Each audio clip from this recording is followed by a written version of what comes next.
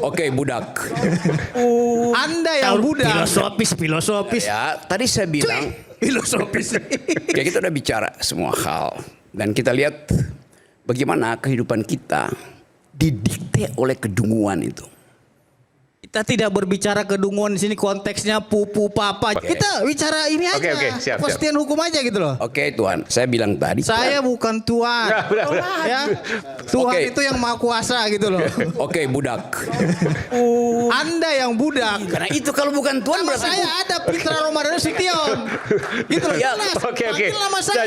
Udah cukup. saya usut lebih dalam lagi ya. Kata Jokowi mania, pakai K di belakang apa tidak? Kenapa pakai Mania, K? nggak Mania pakai saja. K. Prabowo mania atau Prabowo mania? Mania. Anda tahu nggak arti kata mania? The fools, orang yang nggak bisa berpikir. Orang yang mentalnya terganggu namanya mania. Itu istilah psikologi. Lain dengan Jackmania. Orang yang memang membangkitkan semangat karena olahraga. Dalam politik, seorang mania itu seorang bangsat. Nangkap nggak? Terus saya mau terangkan Dalilnya dari mana Pak?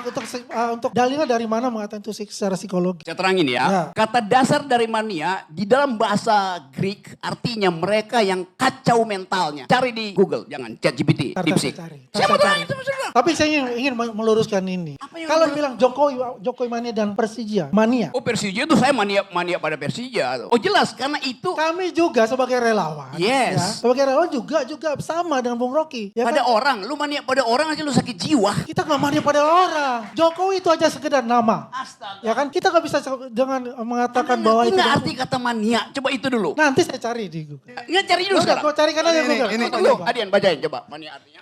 Mania adalah kekacauan pikiran yang hebat, kegilaan, penyakit jiwa, keinginan yang berlebihan atau tidak masuk akal, gara gila yang...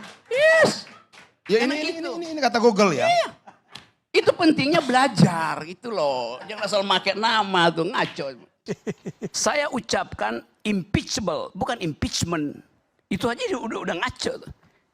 Jadi pada titik itu Bung Rocky bukan cuma nggak ngerti sistem politik Indonesia, dia juga nggak ngerti matematika. Matematika yang paling dasar Bu Macica. Bahwa anggota DPR itu jumlahnya sekian-sekian, lalu kemudian ada partai politik, dan partai politik yang mendukung Pak Jokowi itu ada berapa. Itu. Jadi ini namanya mimpi di siang bolong. Sangat mengkhawatirkan kalau seorang seperti Bung Rocky Gerung mengatakan hal-hal yang tidak punya dasar. Makanya ketika dia mengatakan Jokowi dengan Prabowo itu retak, maka langsung dibantah oleh Pak Prabowo. Apa retak-retakan? Tidak ada retak. Kompak antara Jokowi dengan Prabowo. Dan orang itu sok tahu pikiran saya seolah-olah dia lebih tahu pikiran saya daripada saya sendiri. Nah itu dia. Terima kasih. Cukup. Silakan Bung Rocky. Anti Prof. Ini orang nggak ngerti bahasa Inggris. Padahal dia sekolah di Inggris. Bicara anak kecil yang bela anak kecil juga tuh. Apa poinnya Bang?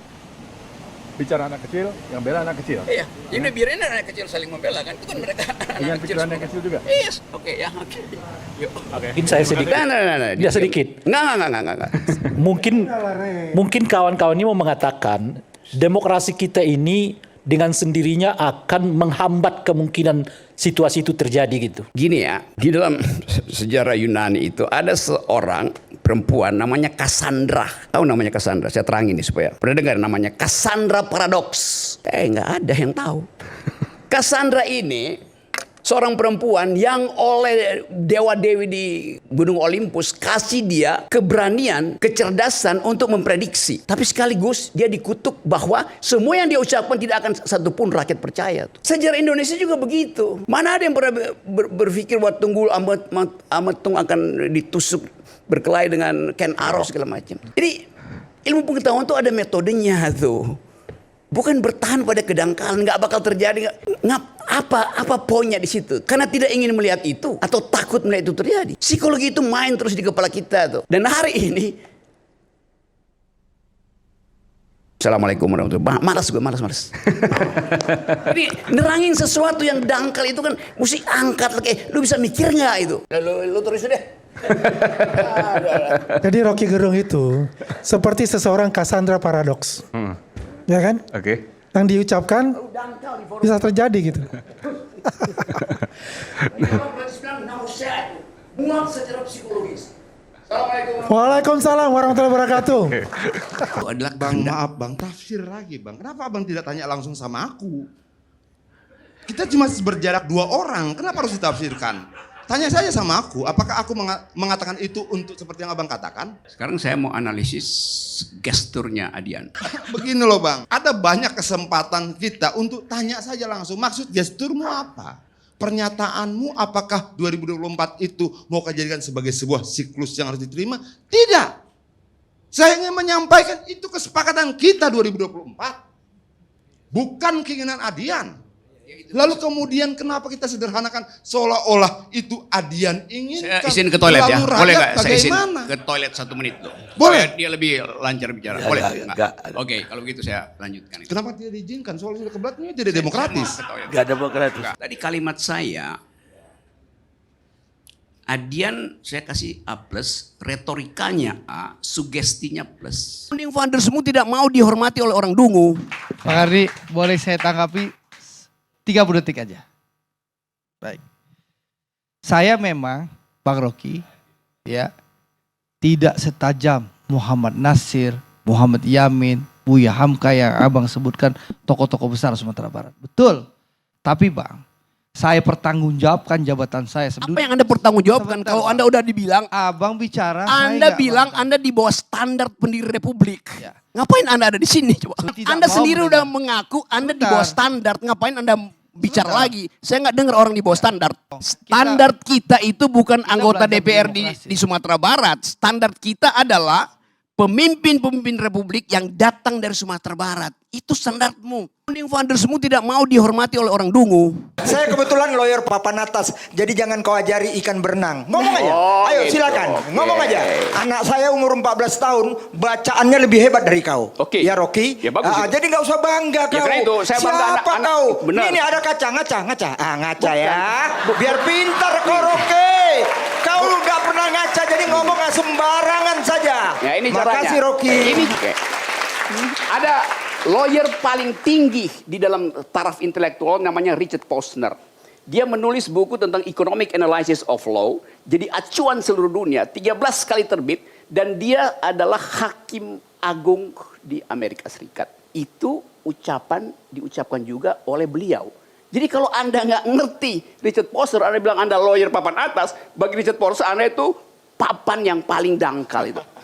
Anda lebih dungu dari orang yang paling dungu di Indonesia.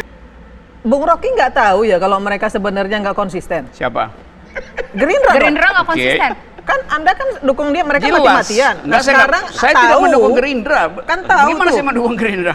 Lah terus dukung siapa? Saya dukung diri saya sendiri, saya dukung pikiran saya. Gini saya terangin ya. Jadi dari awal posisi etis saya adalah tidak terhadap dua ini karena tidak cukup buat demokrasi. Poin itu pertama dulu ya. Karena itu saya beroposisi tuh. Saya beroposisi pada Jokowi dengan dasar membatalkan kedunguan. Prabowo beroposisi dengan maksud memperoleh kekuasaan. Lain motifnya. Jadi saya nggak mendukung Gerindra. Bagaimana caranya coba? Kalau dari awal saya tidak ingin dua-duanya. Gimana? Bagi saya ingin sampaikan kepada Anda. Apa? Anda bicara, Anda beroposisi karena kedunguan. Memangnya Anda pikir Anda lebih pintar dari Jokowi? Anda Jauh lebih dungu dari Jokowi. Bahkan Anda dengan- lebih dungu dari orang yang paling dungu di Indonesia. Dicatat tuh. Catat baik-baik. Undang-undang pemilu. Dan dicatat, disimpan di otak, jangan disimpan di toilet. Nggak mungkin. Apakah saya senang istana berantakan, elitnya bunuh-bunuhan? Senang. Kenapa? Itu tujuannya. Yes, bangsa ini hanya selamat, hanya akan tumbuh kalau elitnya gugur dulu tuh. Kita mau menyelamatkan bangsa dengan cara apa? Bunuh elitnya. Aneh, saya terangin kenapa dia aneh begitu.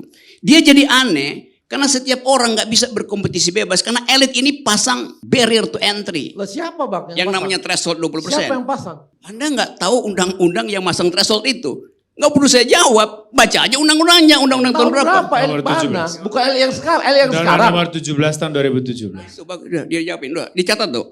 Catat baik-baik. Undang-undang pemilu. Dan dicatat, disimpan di otak, jangan disimpan di toilet. Nggak mungkin. Jadi bagaimana mungkin Anda bilang Jokowi sedang merawat demokrasi? Dia memberantakkan demokrasi, itu intinya. Setiap minggu, saya di LBH dulu.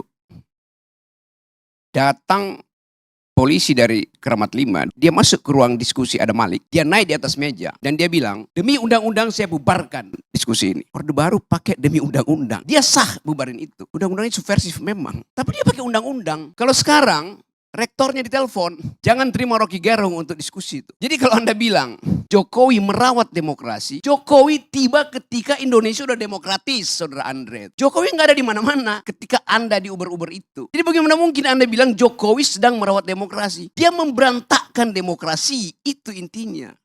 Klik like dan follow biar kamu nggak ketinggalan debat seru lainnya.